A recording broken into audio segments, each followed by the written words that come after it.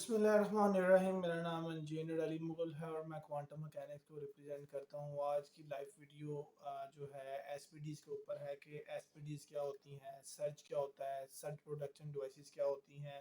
آپ کے گھروں میں جو فلکچویشن ہوتی ہے یا آپ کے گھروں میں جو ٹرپنگ ہوتی ہے وہ کیا چیزیں ہوتی ہیں، یا الیکٹریکل اسپائکس کیا ہوتی ہیں۔ اگر آپ یہ سب کچھ جاننا چاہتے ہیں تو آپ آج کی اس ویڈیو کو لازمی دیں۔ اچھا جی، ہوتا کیا ہے کہ ایس پی ڈیز کو سمجھانے کے لیے میں آپ کو ایک چھوٹی سی ایگزامپل دیتا ہوں کہ ایک فور ایگزامپل ایک انسان ہے، آپ اسے کہتے ہیں کہ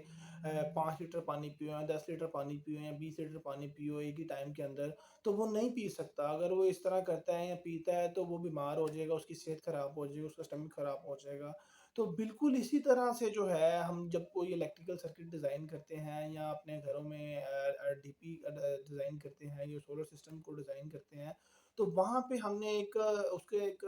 بالکل ایکوریٹ طریقے کے ساتھ، اگر وہ تھری فیز وولٹیج کے حساب سے ہم نے اس کے جو ہے وولٹیج کو میئر کیا ہوتا ہے، اور اسی کی پروڈکشن کے لیے ہم وہاں پہ جو ہے ایس پی ڈیز کا یوز کرتے ہیں۔ خدا نہ خواستہ فور ایگزامپل اگر جس طرح ہمارے پاکستان میں لائٹ جاتی ہے یا مطلب لوڈ شیڈنگ کا مسئلہ ہے، ایک دم سے لائٹ جاتی ہے، ایک دم سے لائٹ آ جاتی ہے، اور یہاں جس طرح جیسے لائٹ آتی ہے تو ہم ایک دم سے ہیوی لوڈ چلاتے ہیں جس کی وجہ سے وولٹیج زیادہ آتے ہیں، اور انہیں زیادہ وولٹیج کو ان سے بچنے کے لیے، اس کی پروٹیکشن کے لیے یہ جو ڈیوائس کا کام کرتی ہے۔ تو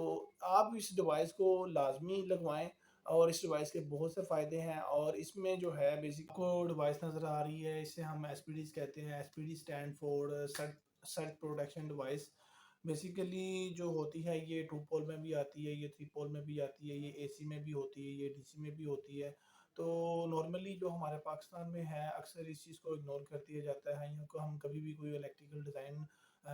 ڈیزائن کرتے ہیں تو اس میں ہم اس چیز کو اگنور کر دیتے ہیں، کیونکہ یہاں پہ آپ کو پتہ ہے کہ اسٹینڈرڈ کو مینٹین نہیں رکھا جاتا، جبکہ کسی بھی ممالک میں یو اے ای میں آپ دیکھ لیں کہ وہاں پہ ان چھوٹی چھوٹی چیزوں کو مد نظر رکھتے ہوئے سسٹم کو ڈیزائن کیا جاتا ہے۔ تو آج میں آپ کو بتاؤں گا یہ جو ایس پی ڈیز ہے یہ کسی بھی الیکٹریکل سسٹم میں یا سولر سسٹم میں زیادہ اہمیت ہے۔ ہمارے لیے یہ جاننا ضروری ہے کہ ہمارے گھروں میں جو بجلی ہے وہ کس طرح سے آتی ہے۔ ہوتا کیا ہے کہ بجلی جب کسی ڈیم سے یا کسی بھی پاور پلانٹ سے یا کسی بھی مطلب پلانٹ کے تھرو آتی ہے تو وہ ایکسٹرا ہائی وولٹیج کی شکل میں آتی ہے۔ ہوتا کیا ہے کہ جو ہمارے جنریٹنگ اسٹیشن ہوتے ہیں وہاں پہ بجلی جو ہے ہمارے بہت زیادہ ہائی وولٹیج جنریٹ کر رہی ہوتی ہے، تو وہ ہائی وولٹیج کو ہم step up step down transformer کی مدد سے جو ہے ہم جو ہے اپنے سنگل فیز اور اپنے 3 فیز پر لا کر اسے اپنے ڈسٹریبیوشن بورڈ تک لاتے ہیں۔ گھروں میں جو بجلی آتی ہے وہ ہائی وولٹیج پہ ہوتی ہے، اور